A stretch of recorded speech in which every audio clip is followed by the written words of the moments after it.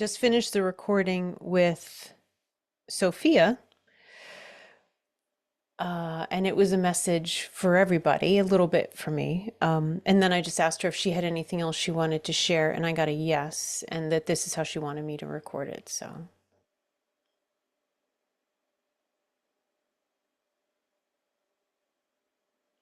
And so she's bringing up, what's the point of my timing?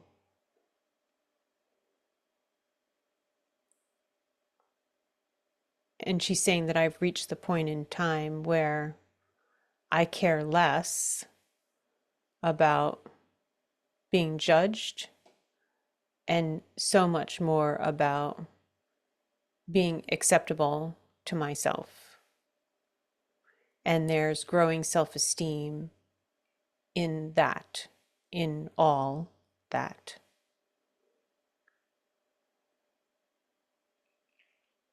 And it's a sincere pleasure to watch the unfoldment of it all. And there's a precious spark being lit beneath the surface of where your wild and free side can finally venture to go to, with us, with all of us. I'm feeling like she means people in the spirit world. Is that what you mean? Yeah. We've been waiting. Really? Okay.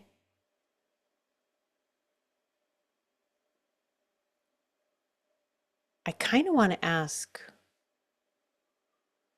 but I'm getting a no to that.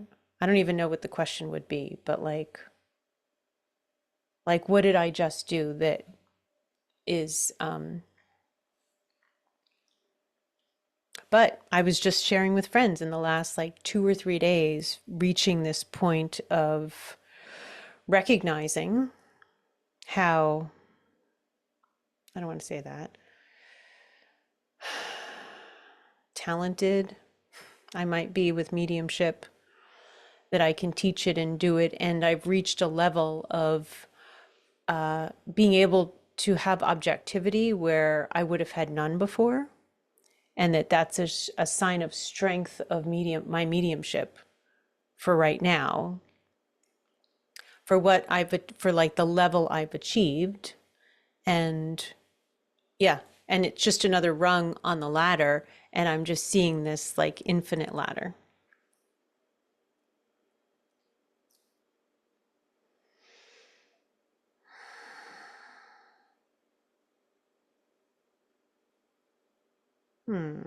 So congratulations.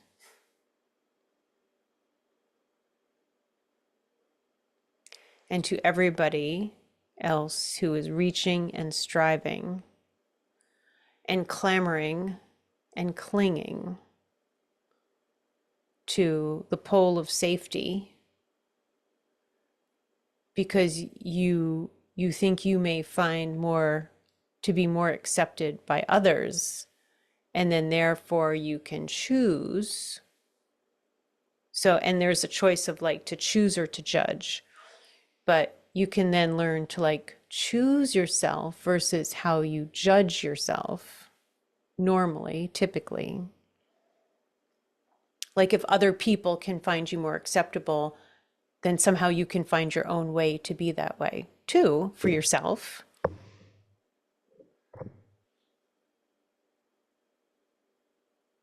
And okay. And I'm seeing no bullshit. This is the right way to do that. It's not about finding the acceptable because the crowd seeks its acceptance or bestows upon it its acceptance. And then they show, I guess this is you, having this inner victory lap that, you know what? Who cares what others really think about me and what I'm doing. And I'm getting a sense of like a painter, like some kind of artist. Yeah, and then this sense of your spirit or soul being like, I just, I just need to start believing in myself better, because acceptance by others or not varies and is not typically the right path to success anyway. It's often outliers who find and become some of the greatest successes or successors in history. Is they never gave up. And I'm being shown, this feels weird because I would assume they would have been elected officials. But anyway, I'm being shown like the people who wrote up the Constitution of the United States of America, 1776. One in particular, and I believe it's Thomas Jefferson, is my impression. And now I don't know anything about him. I kind of think part of Hamilton includes him. I really don't know. Anyway, and I don't remember anything about history. I've never been interested. So anyway,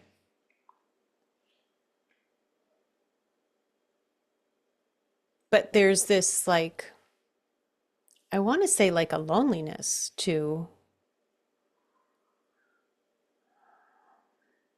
I don't know if that's the right word, but I'm just having this sense of connecting with him as he's doing whatever it is that he's doing. And I'm seeing him in a room by himself doing this. And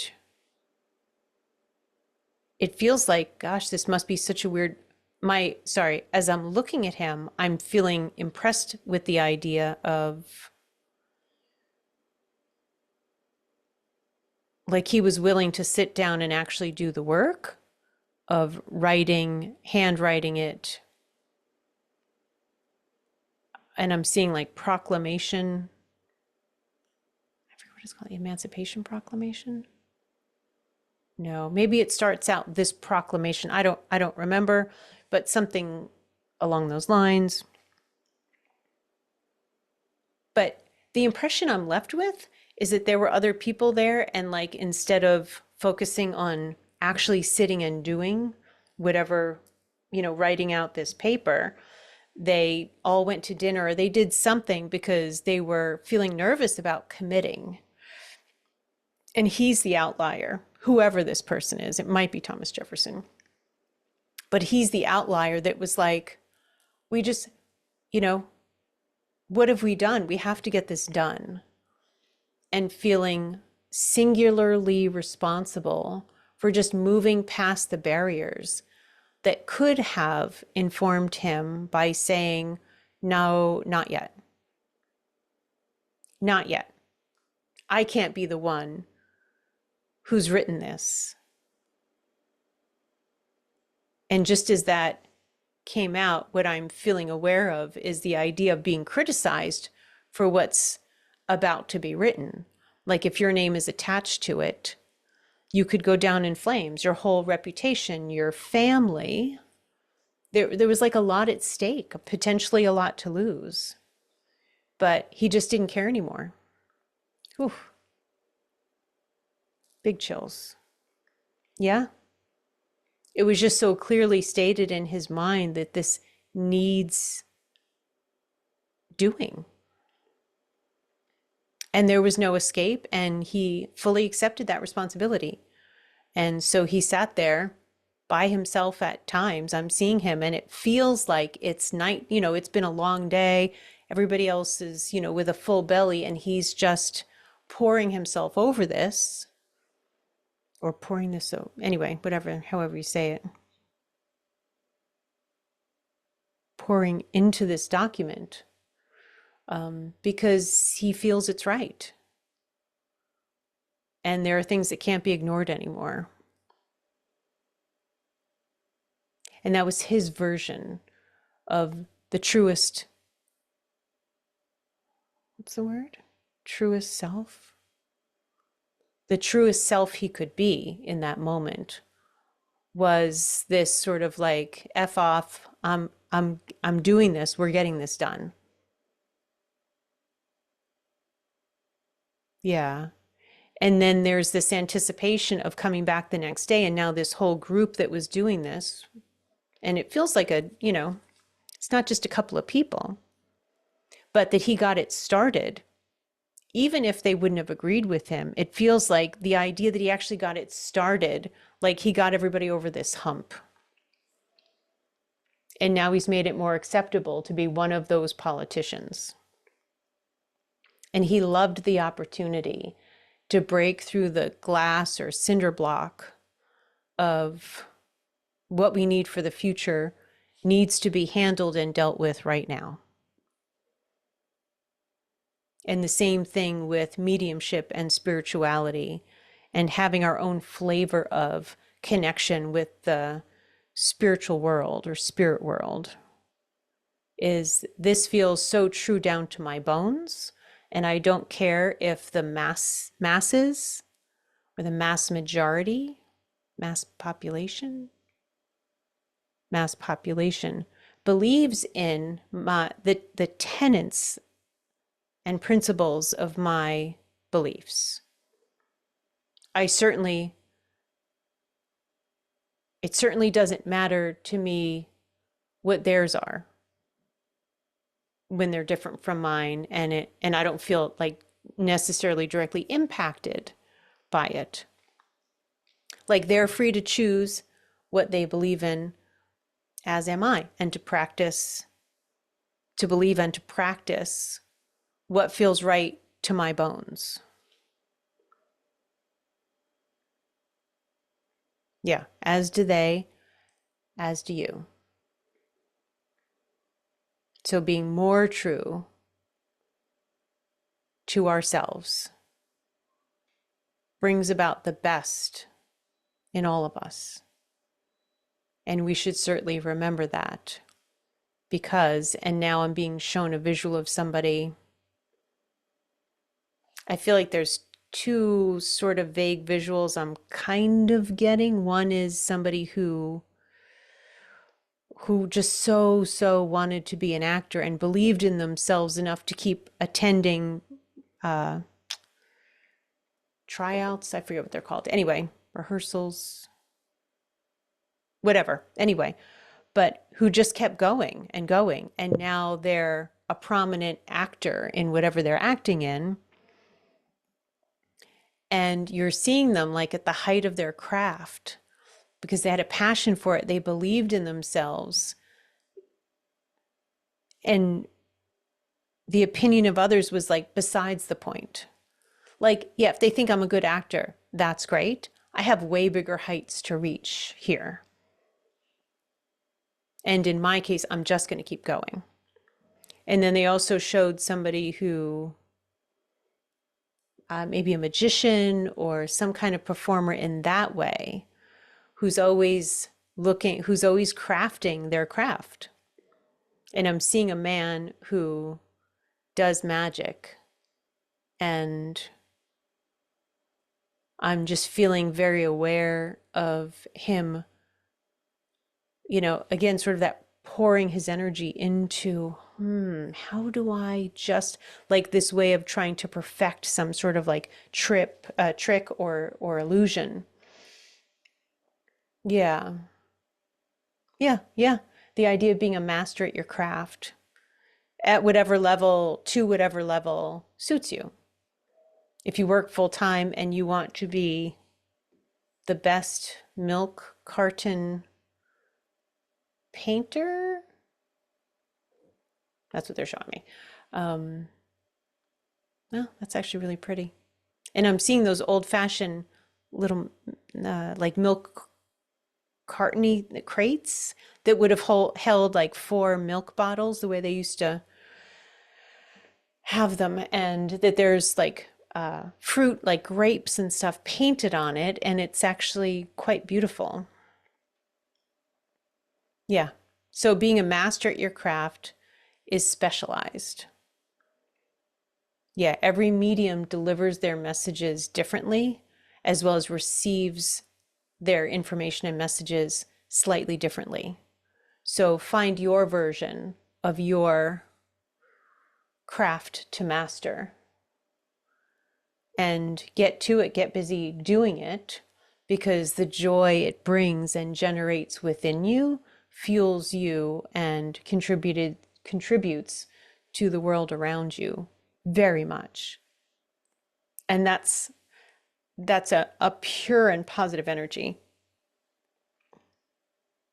Yeah, and they're showing the idea of like scooping it up in like a ladle and then like pouring it, again using the word pour, but the idea of like we all want to kind of like bathe in that kind of energy and intention. So get busy doing nothing, get busy doing something different, get busy doing something familiar that brings you genuine joy. But focus on what matters to you, because that's the point. It's not about the glory of this life and how much money we made or the fame factor for some British actor that then becomes famous in the United States, which I guess that would be a certain echelon to reach. No, this is supposed to be for yourself. Like that's the game, that's the point. Your own satisfaction, because then that trails off and it shows it sort of like unravels. It unfolds to serve the many and not just you, even though it really seems like it's just you. But if you imagine living in like an apartment building and you are doing, and I'm seeing some kind of like a some kind of art project that requires a lot of concentration and is like very tiny little things at a time. Like somebody who, yeah, is that pointillism, where you kind of like pierce the paper and then you put a light behind it and then it shows the picture, like even something very particular like that. But you being in the flow, the energy that comes around you because you're, sort of lost in that sense of timelessness, like your neighbors feel that energy, like there's something that emanates or it neutralizes maybe some negative energy that's also in that building or on that street or in that area. It's all to the good.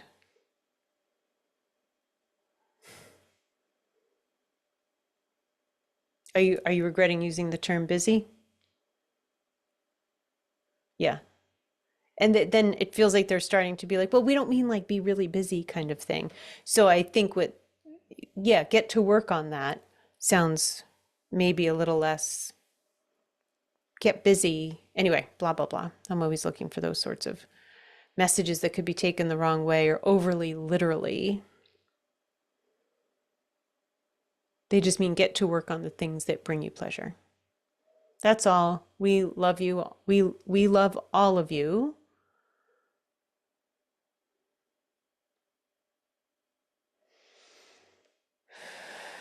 Sometimes you even get to love yourself better through these exercises. So please plan and practice for yourself and everyone else. Thank you all for listening. Okay, and they're signing off.